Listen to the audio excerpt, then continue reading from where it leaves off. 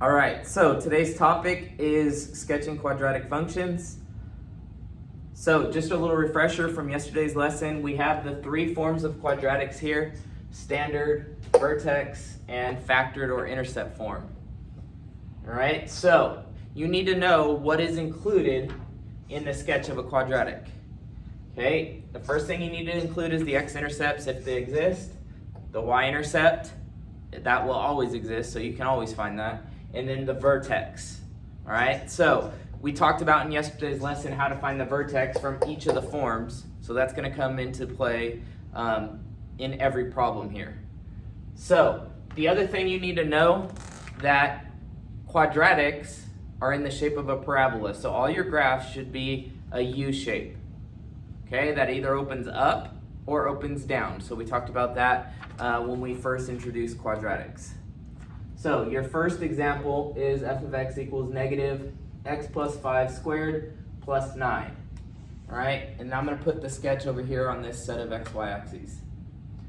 So to start, I'm going to go just down this list. I'm going to find the x-intercepts.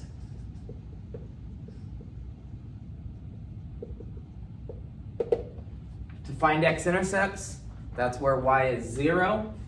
So we plug in 0 for y, which I know there's not a y there, but you have to remember f of x is y. 0 is equal to negative x plus 5 squared plus 9.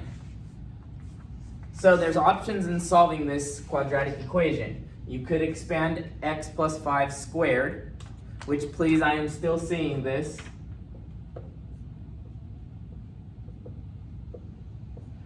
Some people are still expanding by doing this. This is completely wrong. Okay, the way you would expand that is you'd use the definition of exponents and say x plus 5 squared is x plus 5 times x plus 5, and then yes, you do need that negative still out here. You would FOIL and then distribute the negative and then add 9. That's not the way I'm going to go in this problem, but I'm giving you options if you don't like the way I'm going to show you here in a second. This is the other way to go. So the way I'm going to go, I'm going to solve by square roots. Okay, so I'm trying to isolate x plus 5 squared. So the first thing I would want to do is subtract 9. So I get negative 9 is equal to negative x plus 5 squared. Then I'd want to get rid of that negative by dividing by negative 1. So I'd have 9 is equal to x plus 5 squared. Then I would take square roots. And remember back from the square root lesson, when you take the square root of a quantity that's being squared, you have to remember when you take the square root of this number over here, like the output, you have to do a plus or minus. So it's going to be plus or minus 3 is equal to x plus 5. Now finish solving for x. You get x is equal to negative 5, because you have to subtract 5, plus or minus 3. Now don't leave your answer like this, because I can add negative 5 and 3, and I can subtract negative 5 and 3. So my x-intercepts, one of them is going to be negative 5 plus 3. The other one's going to be negative 5 minus 3. So in the first case, we get negative 2. In the second case, I get negative 8. All right, so immediately after finding my x-intercepts, I'm going to put those on the graph. All right, you don't need to draw all the little tick marks. Just put negative 2 and a point there, negative 8 and a point there. Next thing I'm going to find is the y-intercept.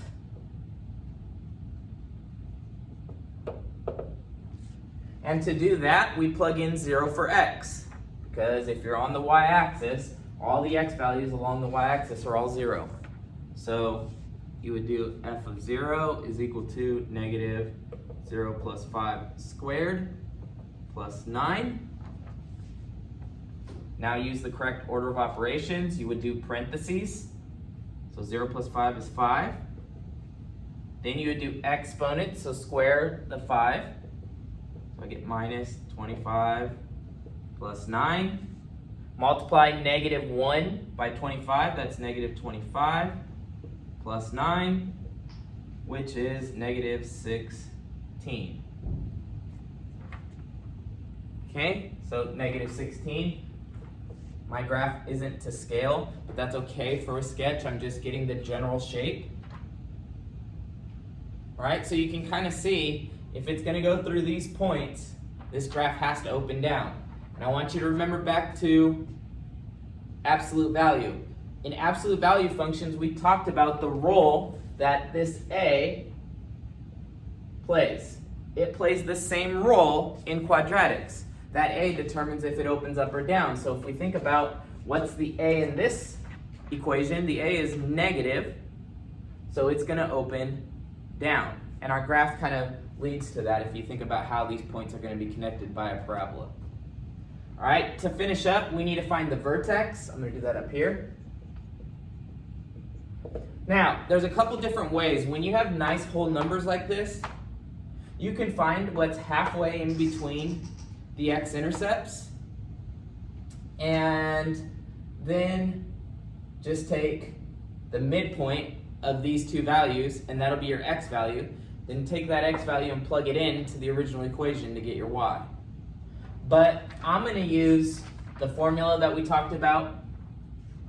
Well, actually, I'm misspeaking. This is in vertex form. It's easier than that. So in vertex form, we look at those two numbers. So remember, it's x minus h, which this is a plus, so it's going to be the opposite of that. H is going to be negative 5. And k is going to be 9. All right? So our vertex is going to be negative 5, 9. And notice negative 5 is halfway in between negative 2 and negative 8. So negative 5, 9, I'm going to put it somewhere up here. And I'm going to label that point. And then I'm going to draw a curve the best I can that connects all those points.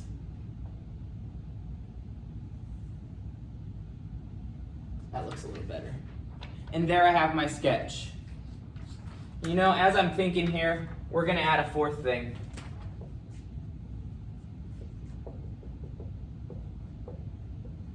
Let's add the axis of symmetry to our graph. It's something that commonly comes up when talking about quadratics. And when we did intro of quadratics, we talked about the axis of symmetry is the line that creates symmetry along this graph. So it's the line that goes straight through the vertex. And it has an equation of x equals negative 5 here. So it's always x equals whatever the x value is. So let's go ahead and add that. It's not much to get that axis of symmetry, and it is asked quite a bit. All right, now a second example. So this time we're given a quadratic in standard form. All right, so in standard form, we're going to start by finding our x-intercepts. I'm going to do this in a different color.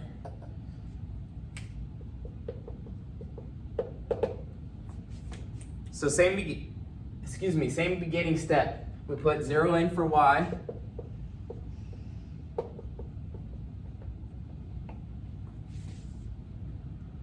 Okay, and then we start solving. So when a quadratic is in standard form, you either have factoring or you have solving using the quadratic formula as an option. What I'm going to try and do first is try and factor this.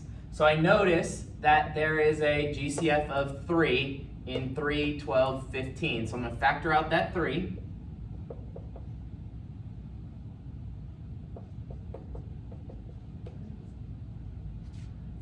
Okay, and since this is an equation, I don't want this 3 here anymore, the whole problem. I'm going to divide that out. So I have 0 is equal to x squared plus 4x plus 5. Now my first attempt is always to try and factor. Okay, so what multiplies to a times c, which is 5, a is 1, and then adds to 4. All right, so factors of 5, There's only one way to multiply to 5. It's 1 and 5. Okay, but 1 and 5 make 6 when you add them together. So this is not factorable. So that leads me to the quadratic formula. That's the only option I have. So solving using the quadratic formula, I have minus b, so minus 4, plus or minus the square root of 4 squared, minus 4 times a, which is 1, times c, which is 5, all over 2 times a, which is 1. Now I just got to simplify that. So I have x equals negative 4 plus or minus the square root of 16 minus 20, all over 2.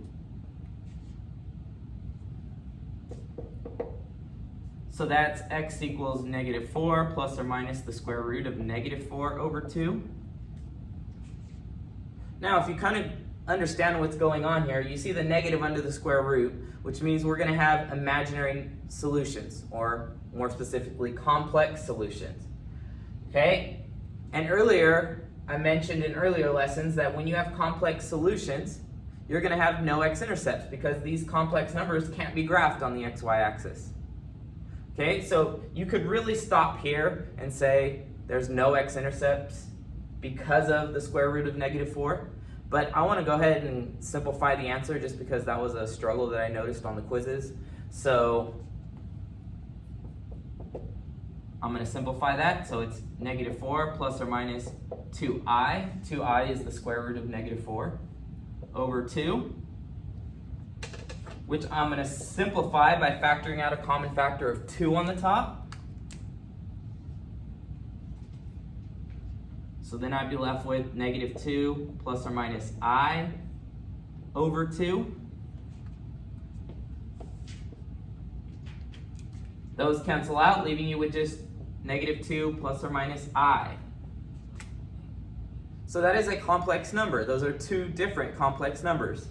So the conclusion there is no x-intercepts.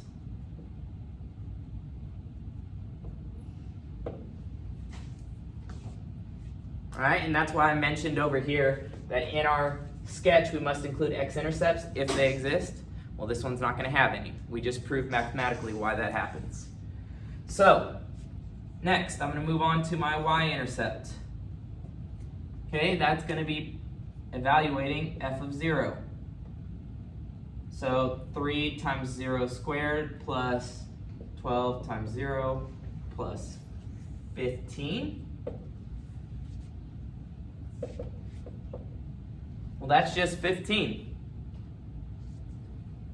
So my y-intercept is 0, 15. In yesterday's lesson, I did also mention that if you're in standard form, the y-intercept is easy to get. It's always just the value of c. Well, I just kind of proved that with this problem here. All right, so I'm going to put 15 on my graph.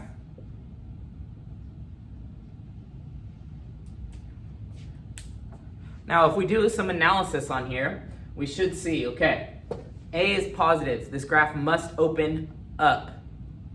Okay, how do I know it must open up? Because if it opened down and goes through this point, that means that the vertex must be somewhere up here, and then it's going to go through the x-axis. We know that can't happen. Our math proved that in this first part.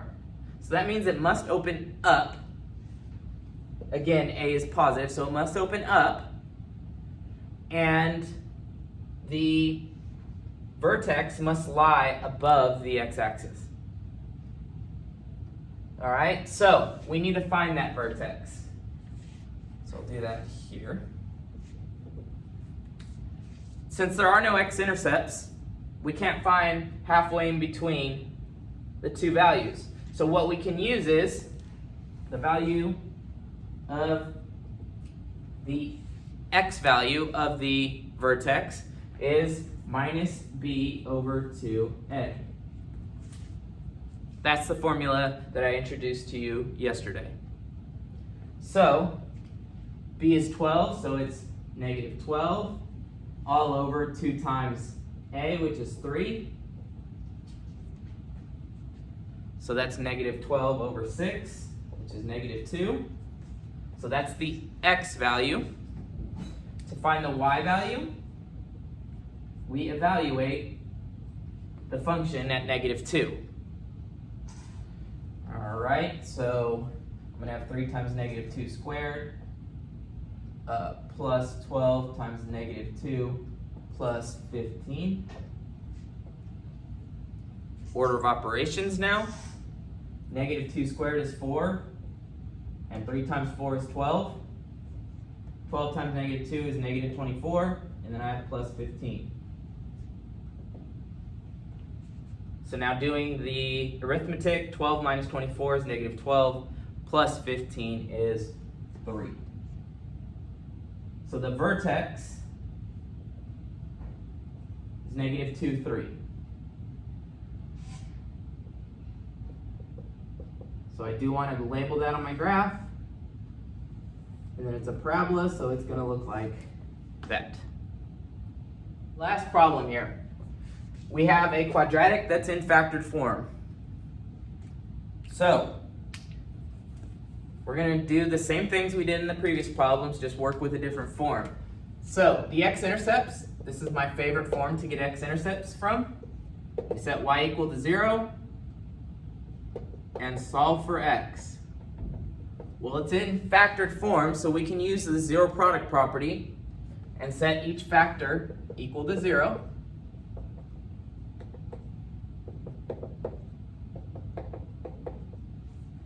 And there we have our x-intercepts straight away. So we have -4, 2. Okay, to find our y-intercept, I'm just going to plug in 0 for my x's. So y equals 0 minus 2 times 0 plus 4, which is -2, times 4, which is -8. So there's my y-intercept.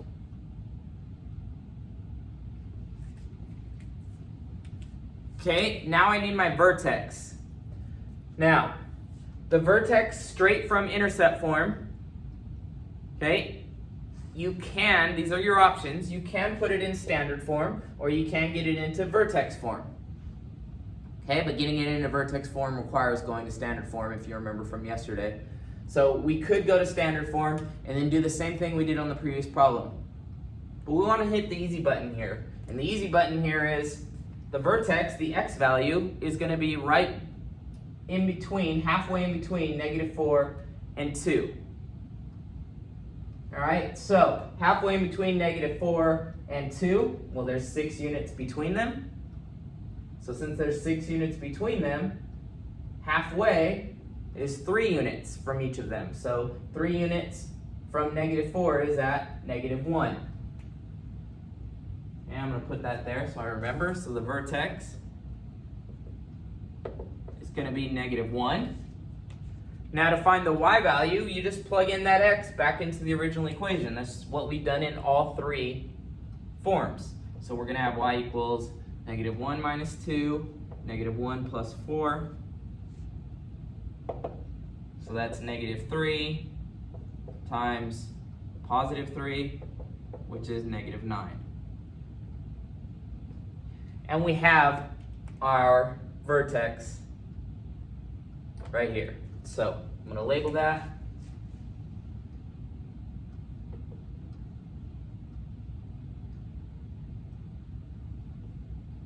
Play connect the dots with a curve.